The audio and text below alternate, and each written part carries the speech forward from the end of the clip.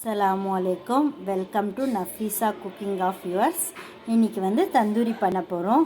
இன்றைக்கி வந்து இதில் தந்தூரி அடுப்பில் தான் தந்தூரி பண்ண போகிறோம். அதுக்காக நாங்கள் வந்து 3 கிலோ சிக்கன் எடுத்திருக்கோம்.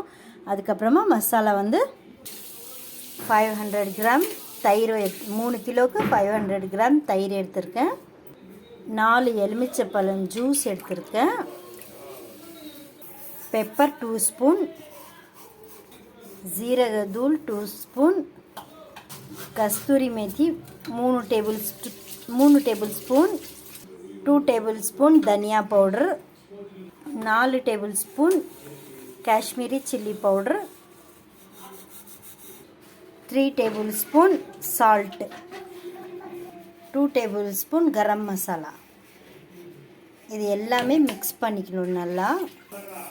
நல்லா மிக்ஸ் பண்ணிக்கணும். மசாலா எல்லாம் ஒன்றுக்குள்ளே ஒன்று நல்லா சேர்ந்துடணும்.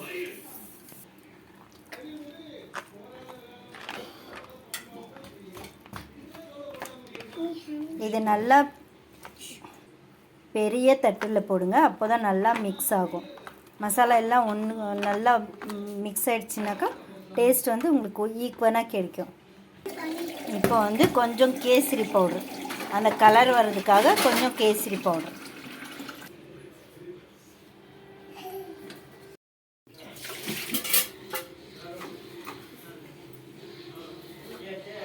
இது வந்து நல்லா மிக்ஸ் பண்ணி வச்சுட்டேன். இப்போ வந்து நல்லா 3 மணி நேரம் இல்லை 4 மணி நேரம் நல்லா ஊறணும்.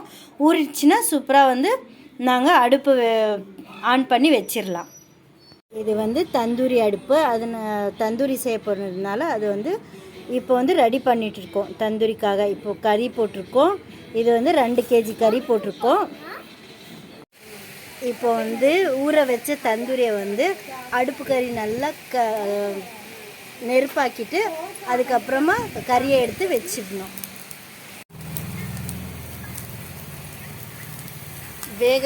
பாதி அளவுக்கு வெந்துருச்சு. இப்போ வந்து திரும்பவும் திருப்பி போட்டிருக்கோம். திரும்ப ஆயில் வந்து கொஞ்சம் கொஞ்சமாக போட்டு நல்லா திருப்பிக்கணும். இது வந்து நல்லா வெந்துருச்சு. இது வந்து ஃபஸ்ட் ட்ரிப்லேருந்து எடுத்தது.